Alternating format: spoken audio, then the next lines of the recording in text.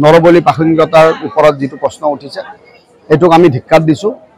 কলিৰ যুগত নৰবলিৰ প্ৰাসংগিকতা নাই আৰু এনেকুৱা ধৰণৰ কটু মন্তব্যৰ পৰা যাতে বিৰত থাকে তাৰ বাবে আমি বিশেষ অনুৰোধো কৰিছোঁ ভাৰত চৰকাৰ তথা অসম চৰকাৰক যাতে বিহিত ব্যৱস্থা লয়। এনেকুৱা মন্তব্য কৰা, বাৰে বাৰে মা কামাখ্যাৰ বিষয়ে এনেকুৱা ধৰণৰ কটু মন্তব্য কৰা ছ'চিয়েল মাধ্যমৰ সংবাদ মাধ্যমৰ হওক, ছ'চিয়েল প্ৰাইভেটবিলাকেই হওক, এইবিলাকৰ যাতে কোনো ধৰণৰ গাইডলাইনছ থাকে, গাইডলাইনৰ ওপৰত বিশেষ হ'ব পাৰে, যাতে গাইডলাইন থাকে সেইটোৰ কাৰণে আমি বিশেষ অনুৰোধ কৰিছোঁ। আৰু যাতে ভৱিষ্যতে কোনো ধৰণে এনেকুৱা কটু মন্তব্য কৰিব নোৱাৰে তাৰ কাৰণে বিহিত ব্যৱস্থা লয় আৰু বিহিত ব্যৱস্থা লোৱাৰ এটা প্ৰাধান্য থাকে।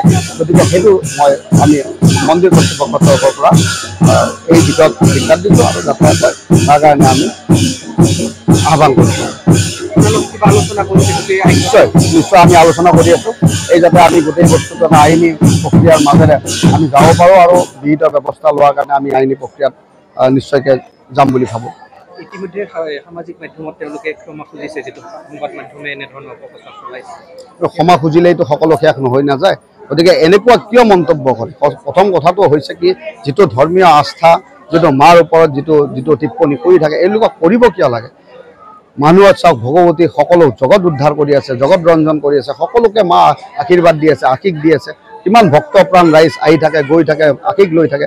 এনেকুৱা ক্ষেত্ৰত যদি এটা সাধাৰণ এটা এই কটু মন্তব্য কৰি কিনে যদি আমাৰ গোটেই সমাজখন কলুষিত কৰাৰ এটা প্ৰয়াস কৰি থাকে, এইটো যাতে নকৰে তাৰ কাৰণে ধিক্কাৰ দিছোঁ আৰু বিহিত ব্যৱস্থা ইয়াৰ ল'ব লাগে। সেইটোৰ কাৰণেও আমি বিশেষ অনুৰোধ কৰিছোঁ।